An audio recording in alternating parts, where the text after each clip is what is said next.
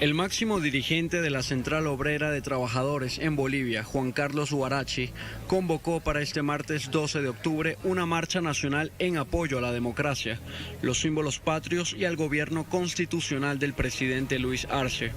A las movilizaciones que se efectuarán en Santa Cruz de la Sierra se sumará el movimiento al socialismo y organizaciones sociales e indígenas que rechazan los intentos de desestabilización de la oposición. Días pasados, sectores de la oposición boliviana llamaron a paro con 20 puntos destinados a ser bloqueados, luego que el gobierno nacional ordenara continuar con las investigaciones en relación al golpe de Estado de noviembre del 2019. Voceros de diversas organizaciones sociales y gremiales señalan que esta huelga no tuvo efecto y muchos de los ciudadanos no se sumaron a dicha manifestación.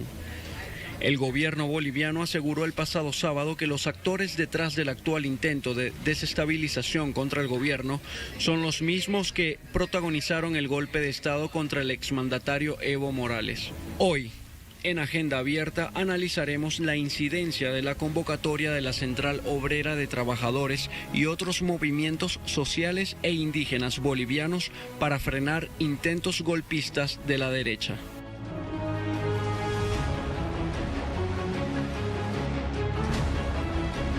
Y a propósito de esto, el registro editorial que presentamos a continuación da cuenta de más elementos de análisis para este tema. Veamos lo que dice el portal Agencia Boliviana de Información. El vocero: los bolivianos ratificaron este lunes que quieren trabajar en paz y en tranquilidad. El vocero presidencial Jorge Richer dijo que ante el paro de actividades convocado por actores cívicos, políticos e institucionales de la oposición, la mayoría del pueblo optó por apoyar el modelo gubernamental de paz, trabajo, justicia y reactivación económica. Richer explicó que en esta jornada se evidenció la existencia de un modelo aplicado el año 2019 caracterizado por el conflicto, la violencia y el fracaso económico frente a otro modelo de país que busca el trabajo y la reactivación económica. Esto es lo que dice la agencia boliviana. Ahora veamos lo que dice el portal de Bolivia en tus manos. Defensoría del Pueblo reporta que el paro cívico fue parcial, aunque con amagues de enfrentamiento. La defensora del pueblo, Nadia Cruz, informó que esta institución defensorial evidenció que el paro cívico de este lunes se desarrolló de manera parcial, aunque con algunos amagues de enfrentamiento en varios puntos de bloqueo, producto del choque entre sectores que apoyaban y rechazaban la medida de protesta. Según Cruz, el personal de la institución defensorial ha evidenciado que las gobernaciones de La Paz, Cochabamba, Oruro, Potosí, Pando y Beni realizaron sus actividades con normalidad y que tan solo las gobernaciones de Santa Cruz y Chuquisaca suspendieron sus labores. Ahora veamos lo que dice el portal La Ventana de Bolivia. La Federación de Asociaciones Municipales de Bolivia asegura que el 95% de los municipios no acató el paro este 11 de octubre de 2021. El presidente de esta confederación, Enrique Leaño, dijo no acató el paro cívico un 95% de todos los municipios y un 5% que lo acató de forma parcial. No hubo un solo municipio que lo haya acatado de forma total. Entonces, podríamos decir que casi el 100%, pero contundentemente no acató el 95%.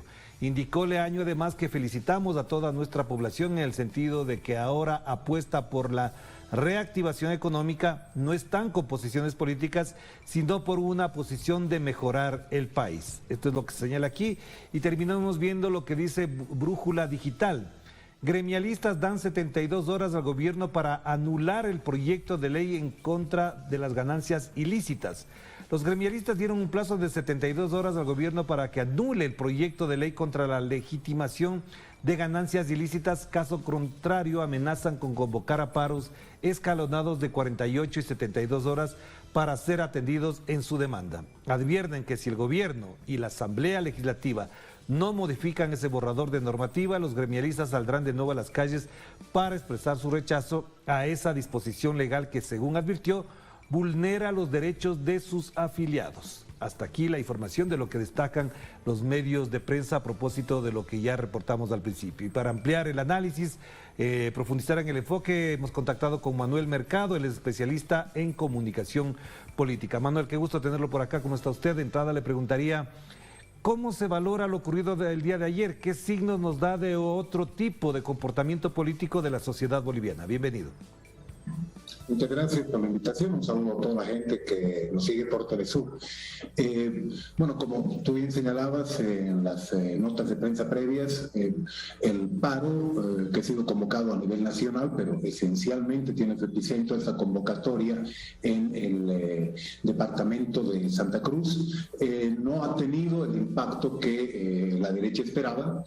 La oposición buscaba movilizar diferentes actores, sectores de la población que en su momento fueron mínimamente condescendientes con el golpe que se dio en 2019, pero no ha surtido efecto.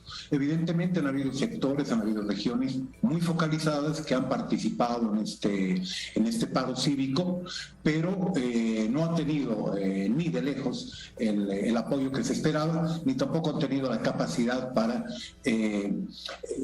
afectar de manera decisiva el funcionamiento ni del aparato estatal ni del aparato productivo que tiene en este momento Bolivia. Entonces podemos hablar evidentemente de una derrota de los sectores más conservadores, lo que a veces se denomina el bloque conservador elitario acá en Bolivia, y estamos ante un proceso en el cual todavía vamos a tener un buen tiempo en el que subsistan los conflictos, quizá enfrentamientos muy esporádicos, muy de baja intensidad, pero estamos en un proceso en el cual tienes un gobierno democráticamente elegido que se consolida, un bloque social popular que muestra su capacidad de reaccionar ante estos nuevos intentos de destabilización en el país, y un sector conservador elitario que está muy venido a menos y que tiene serias contradicciones internas y serias contradicciones en su relación con la sociedad boliviana.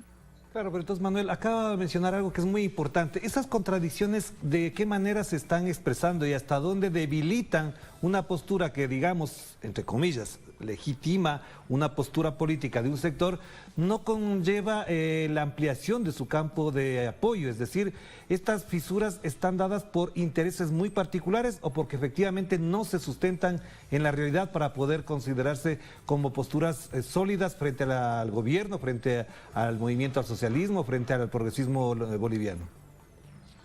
Mira, ese tema de las fisuras dentro del bloque conservador elitario se están haciendo cada vez más evidentes.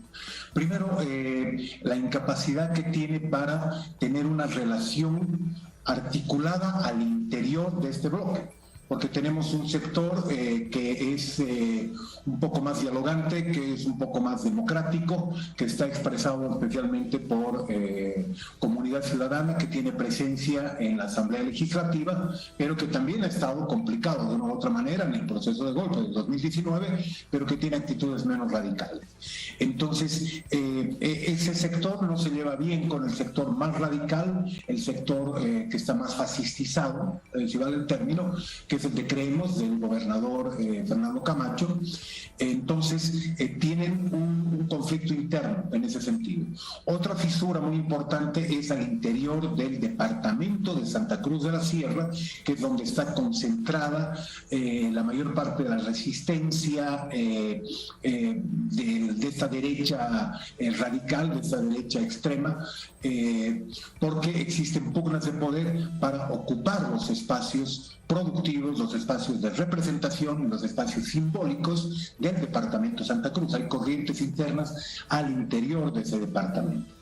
Y finalmente existen fisuras de relacionamiento y de comprensión de la realidad social y económica boliviana.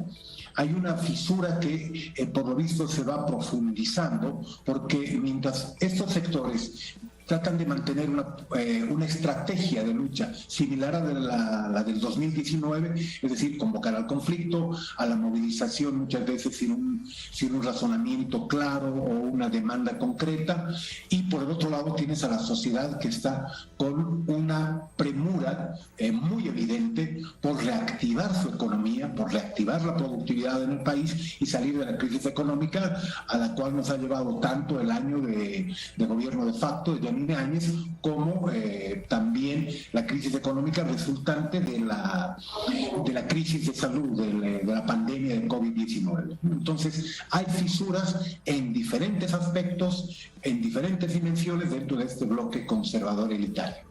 Claro, Manuel, pero entonces ahí uno se preguntaría ¿qué aprendizaje ha tenido la derecha desde hace 2 años para acá? Porque en las condiciones actuales, primero es derrotado en las urnas ampliamente, después incluso la opinión pública, el relato político da cuenta de que efectivamente la gestión del gobierno de Evo Morales y ahora la de Luis Arce tienen respaldo, tienen respuestas y además reivindican algo importante, la economía con los 2 mandatarios ha crecido y esto da cuenta efectivamente de una buena gestión. Entonces, ¿cuál es el aprendizaje de la derecha? ¿No quiere aprender o es que efectivamente siguen sustentando la misma idea, conspirar para gobernar desde un poder no legítimo? Yo creo que acá hay cuando hablamos de aprendizajes, uno aprende lo que quiere aprender.